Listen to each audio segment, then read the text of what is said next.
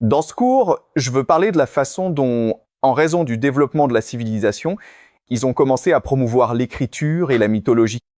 Et ce que je vais vous montrer, c'est qu'en étudiant correctement la mythologie, vous pouvez en fait décoder, découvrir ou révéler l'histoire de la civilisation, même si elle peut nous être perdue. Très bien, continuons. Très bien, donc, un principe que je veux que vous reteniez sur l'histoire humaine, c'est qu'il s'agit d'un processus constant d'inversion. D'accord? Et ce que je veux dire par là, c'est qu'à mesure que les humains progressent, ou que la société humaine se développe, ils doivent constamment innover dans leur système. Et ils le font par l'inversion. Ainsi, durant l'ère capienne, il s'agissait d'une société égalitaire, qui était fluide, dynamique, et ils étaient animistes, ce qui signifiait qu'ils croyaient que tout contenait Dieu. D'accord? Ils faisaient tous partie de Dieu. Et puis, avec l'agriculture, on a eu la civilisation de la déesse mère, parce qu'il fallait de la fertilité, n'est-ce pas? La déesse mère est capable de vous donner plus d'enfants et de vous aider à faire pousser les récoltes. Mais avec le temps, à mesure que les sociétés devenaient de plus en plus grandes, elles ont commencé à se faire la guerre, d'accord? Et maintenant, le masculin prend le dessus sur le féminin. Plutôt que de vénérer la déesse mère, ils vénèrent désormais le dieu du ciel. Et avant, à l'époque de la déesse mère, on supposait que la déesse mère nous servait parce qu'elle est bienveillante, elle est compatissante. Mais maintenant, avec le dieu du ciel, c'est nous qui devons servir les dieux, d'accord? Et ensuite, à mesure que la société devient plus héréditaire, ce qui arrive souvent, ce sont des guerres civiles, où le prince tue le roi, d'accord? Le fils tue le père dans une inversion, d'accord? Le dernier processus est qu'avec le temps, à mesure que la société devient plus peuplée, vous avez besoin d'une bureaucratie. Ce qui va se passer, c'est que les bureaucrates vont s'entendre pour usurper le pouvoir du roi. D'accord, le serviteur dirige le roi. D'accord. C'est donc un modèle majeur de développement historique que je veux que vous reteniez. N'oubliez pas que l'histoire est un processus constant d'inversion, d'accord, où l'ancien ordre est détrôné par le nouvel ordre. D'accord. C'est donc une idée que je veux que vous reteniez. D'accord? Très bien. Donc, le cadre de base avec lequel nous travaillons est celui-ci. Avant d'aborder la déesse mère, où les femmes avaient le contrôle et se concentraient sur l'équilibre et l'harmonie, d'accord? Et la fertilité. Et leur conception de la déesse mère est qu'elle est bienveillante et compatissante, d'accord? Donc, vous n'avez pas vraiment besoin de travailler beaucoup. Il suffit de la respecter et elle vous apportera beaucoup de bébés, beaucoup de bonne nourriture, d'accord? Maintenant, passons aux dieux du ciel. Et différentes sociétés ont des dieux du ciel différents. Mais c'est fondamentalement le même concept. Donc en Égypte, ils ont Rê. À Babylone, ils ont Marduk. En Grèce, ils ont Zeus. À Rome, ils ont Jupiter, n'est-ce pas? Et le dieu du ciel exige de la lutte et du labeur, n'est-ce pas? De violer, d'exploiter, de contrôler la terre. De prendre la déesse mère et de la contrôler. D'accord? Et vous faites cela en construisant des canaux, en construisant des fermes. C'est donc un processus constant d'exploitation. Non seulement vous exploitez la nature, la déesse mère, mais vous exploitez aussi les uns les autres. Vous faites la guerre, vous conquérez d'autres peuples, vous les réduisez en esclavage. C'est un processus constant de sacrifice et de discipline. C'est donc là la transition majeure. Très bien. Donc les 4 civilisations majeures dont nous avons parlé, comme vous pouvez le voir sur cette carte, elles sont à la même latitude, n'est-ce pas? La Chine est de nouveau ici, car à cause de l'Himalaya, elle est coupée du reste du monde. D'accord, mais ces 3 zones, l'Égypte, la Mésopotamie et la vallée intérieure, vous pouvez voir à quel point elles sont proches les unes des autres et comment elles peuvent facilement communiquer entre elles par la mer. N'est-ce pas? Et une fois qu'elles peuvent communiquer entre elles peuvent alors accéder à d'autres parties du monde également. Donc dès le début, les gars, c'est vraiment important. La société occidentale était intégrée grâce au commerce et à la communication. Ainsi, les idées et les gens étaient toujours en échange les uns avec les autres. D'accord, donc vous ne pouvez pas comprendre le développement de l'Égypte indépendamment de la Mésopotamie et de la vallée de l'Indus. Elles s'influençaient toutes mutuellement. Malheureusement, à cause des préjugés occidentaux, on vous apprend souvent que ces entités sont séparées les unes des autres, d'accord? Mais elles existaient en dialogue les unes avec les autres. Très bien. Donc le berceau de la civilisation, c'est le Moyen-Orient. Pourquoi? À cause du croissant fertile, d'accord? Donc Sumer, la Sumérie, est ce que nous considérons comme le berceau de la civilisation. Parce que, comme je vous l'ai mentionné, c'est le centre de tout le commerce mondial. C'est là que toutes les civilisations se rencontrent. Mais comme vous pouvez aussi le constater, c'est également une région extrêmement fertile. D'accord. Donc, historiquement, c'est la partie la plus riche du monde. Stratégiquement, c'est la partie la plus importante du monde. Et c'est toujours vrai aujourd'hui. D'accord. C'est pour ça qu'il y a toutes ces guerres au Moyen-Orient. C'est pour ça que l'Amérique soutient autant Israël. D'accord. Donc, comme je vous l'ai mentionné, ce qui va se passer, c'est qu'à cause du commerce, l'Irak va devenir une grande ville. Et ensuite, à mesure que la ville devient de plus en plus grande, elle établira également des colonies ailleurs. Et celles-ci deviendront les principales cités-États de Mésopotamie. Et pendant des milliers d'années, ils se battront les uns contre les autres jusqu'à ce que Sargon d'Akkad unifie cette région.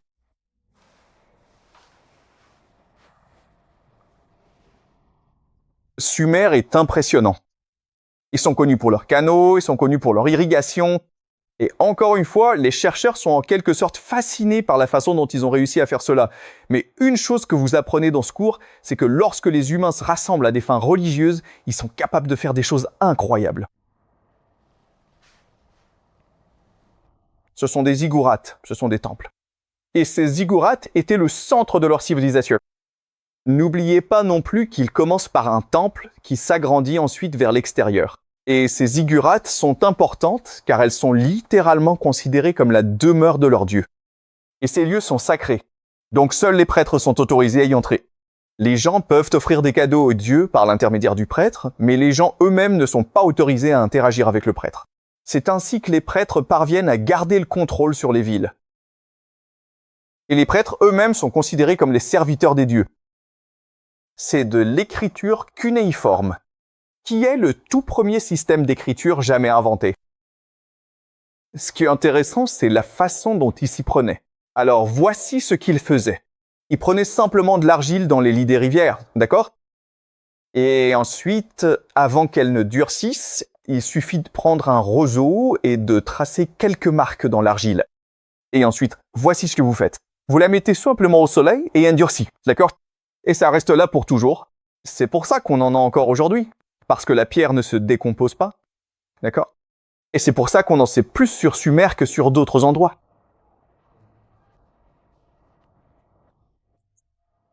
Pendant la majeure partie de l'histoire agricole, on célèbre la déesse mère, d'accord? Mais ensuite, comme je l'ai mentionné, avec le temps, à mesure que la société devient de plus en plus grande, les hommes ont commencé à prendre le contrôle. Et donc, ils ont inversé la mythologie de la déesse mère. Désormais, le dieu du ciel, qui est Marduk ici, tue la déesse mère pour créer le monde.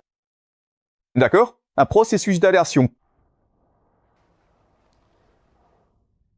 Donc, pour comprendre ce processus, nous allons lire l'épopée la plus célèbre de Mésopotamie, appelée l'Enuma Elish.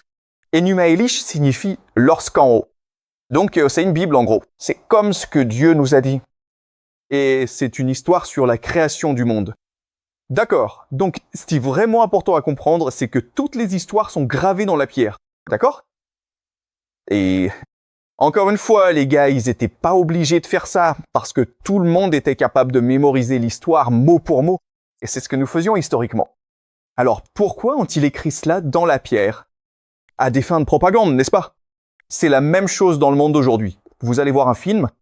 Quand vous voyez un film, vous êtes fasciné, vous êtes hypnotisé par sa beauté. Et vous devez penser que ce film doit être les dieux qui parlent eux-mêmes. Vous ne pensez pas, hein? D'accord. Comment ont-ils assemblé tout ça? Votre esprit ne fonctionne pas comme ça. Votre esprit se dit « Oh mon Dieu, c'est une image devant moi. Par conséquent, cela doit être... » Et c'est pourquoi ils ont écrit des choses, à des fins de propagande. Maintenant, ce qui est intéressant, c'est qu'il existe différents systèmes d'écriture à travers le monde. En Mésopotamie, ils avaient ces tablettes d'argile. Mais en Égypte, comme vous le savez peut-être, ils ont le papyrus. Le papyrus, ce sont ces plantes. Ils prennent les plantes, puis les assemblent au soleil, d'accord? Et ensuite, ça devient comme ces rouleaux sur lesquels on peut écrire. Et la Chine, bien sûr, a le papier. Donc, ce qui est intéressant, c'est que quand le besoin d'écrire se fait sentir, nous trouvons toujours des moyens créatifs de nous exprimer par l'écrit. Les rouleaux de papyrus ne durent pas vraiment très longtemps. C'est pourquoi nous en savons moins sur l'Égypte que sur la Mésopotamie. Très bien. Donc, l'Enuma Elish était écrit sur des tablettes d'argile. Alors, passons en revue l'histoire. L'Enuma Elish. Donc, au début, il y a deux dieux majeurs, Apsu et Tiamat. Apsu signifie eau douce. Tiamat signifie eau salée. L'eau douce, bien sûr, c'est la rivière. L'eau salée, c'est l'océan. Quand ils se rencontrent, ils créent toute forme de vie possible, y compris leurs enfants, les nouveaux dieux. Tiamat et Apsu créent ces nouveaux dieux, mais ce sont des enfants, donc ils sont vraiment bruyants. Et Apsu se dit, tu sais quoi? Ces enfants sont vraiment agaçants, je veux les tuer. Tiamat surprend cela et le dit à ses enfants, qui se rebellent et tuent Apsu. Mais ensuite, Tiamat se dit, tu sais quoi? Ils ont tué mon mari. Alors maintenant, elle est furieuse, d'accord. Elle décide donc qu'elle va tuer ses enfants, elle aussi. Elle a un général et une immense armée, et ils commencent à attaquer leurs enfants. Ces enfants sont repoussés par Tiamat. Ils élisent donc un nouveau champion appelé Marduk, le dieu du tonnerre, le dieu du ciel, pour les mener au combat contre Tiamat. Et lors de la bataille finale, Marduk, qui est aussi appelé Bel, il tue Tiamat. D'accord. Ce qui se passe ensuite est vraiment intéressant. Car après avoir tué Tiamat, la déesse mère, il prend son corps. Et ensuite, à partir de son corps, il a construit le monde entier. Il construit à la fois le ciel et la planète Terre. D'accord, lisons quelques lignes. Il se reposa, observant le cadavre, afin de diviser la masse par un stratagème ingénieux. Il la fendit en deux comme un poisson séché. D'accord, donc il l'a littéralement coupé comme un poisson. Il en dressa une moitié et l'étendit pour former les cieux. Il a tiré le ciel de son corps. Il a étiré la peau et a posté une garde avec pour instruction de ne pas laisser ses os s'échapper. Il traversa les cieux, examina les parties célestes et les ajusta pour correspondre à l'absolu, la demeure de personne. Donc Apsu était le mari qui a été tué. Il mesura la forme de l'Apsu et érigea l'Ezra, une réplique de l'Escala. Et l'Escala, l'Ezra, qu'il avait construit dans les cieux, il l'établit dans les sanctuaires d'Anu, d'Enel et d'El. D'accord? Donc ce qui est important à comprendre, c'est ceci. Il fait cela à la déesse mère. D'accord? Ainsi, Marduk ne proclame pas seulement un nouvel ordre, il proclame aussi de nouvelles valeurs. De nouvelles valeurs de lutte, d'exploitation, de labeur, n'est-ce pas? Auparavant, la religion des dieux Magas était une religion d'équilibre et d'harmonie. Ne détruisez pas les choses. Vénérez les animaux comme s'ils étaient vos amis. Si vous les tuez, faites-leur des sacrifices. Et maintenant, cette nouvelle religion dit non, détruisez le monde et appropriez-le-vous. D'accord? Il s'agit donc d'une civilisation qui pratiquait l'irrigation, n'est-ce pas? Parce que l'irrigation consiste vraiment à contrôler la terre. Très bien, continuons. D'accord. Donc, ce qui se passe maintenant, c'est qu'après que Marduk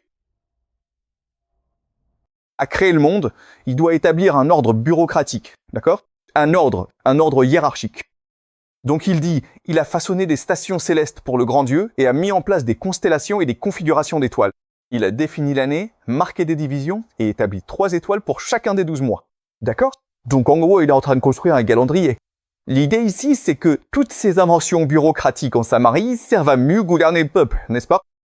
Ce que fait ce mythe, ce que fait l'Enuma Elish, c'est proclamer que le monde bureaucratique est divinement ordonné. D'accord, cela ne vient pas des prêtres, cela vient des dieux. Les prêtres ne sont que les messagers. Très bien, continuons. D'accord. Alors, maintenant que Marduk a construit ce monde, il se dit, vous savez quoi, je suis fatigué et je veux un endroit pour me reposer. Donc, ce que je vais faire maintenant, c'est construire une maison qui sera mon temple, et ensuite, je vais créer des esclaves, afin de me servir. Et ces esclaves sont appelés humains. D'accord? C'est pour ça qu'on a été inventé, pour servir les dieux, avant que nous comprenions que les dieux nous servaient, nous aidaient ou nous aimaient. Et maintenant, nous devons devenir les esclaves des dieux. Sous les parties célestes dont j'ai affermi le sol, je bâtirai une maison pour qu'elle soit ma luxueuse demeure. À l'intérieur, j'établirai un sanctuaire, je fonderai ma chambre et j'établirai ma royauté. D'accord? Très bien. Donc maintenant, il a transformé les humains en esclaves. Il conçut le désir d'accomplir des choses ingénieuses. Il ouvrit la bouche, s'adressant à eux haut. Il expose ce qu'il avait médité dans son cœur. Je rassemblerai le sang pour former l'os. Je ferai exister Lula, dont le nom sera homme. D'accord? Très bien. Et les dieux, soit dit en passant, sont appelés les Anunnaki. D'accord? C'est pourquoi il y a des théoriciens du complot sur Internet qui disent que nous avons été inventés par les Anunnaki. Très bien. Donc, ce que fait Marduk, c'est qu'il prend son ennemi Tingi et ensuite il le tue. Et puis, à partir de son sang, il va créer l'humanité. Ils l'ont ligoté, le tenant devant eux. Ils lui ont infligé la peine et ont sectionné ses vaisseaux sanguins. À partir de son sang, il créa l'humanité, à qui il imposa le service des dieux et libéra les dieux. Maintenant, ce qui est vraiment intéressant à retenir pour nous, c'est que tout au long de ce poème, le monarque a différents noms. Bel, Enlil, d'accord? Et la raison pour laquelle cela arrive dans ces épopées, c'est qu'ils prennent différentes traditions et les combinent en une seule histoire composite. D'accord? Très bien.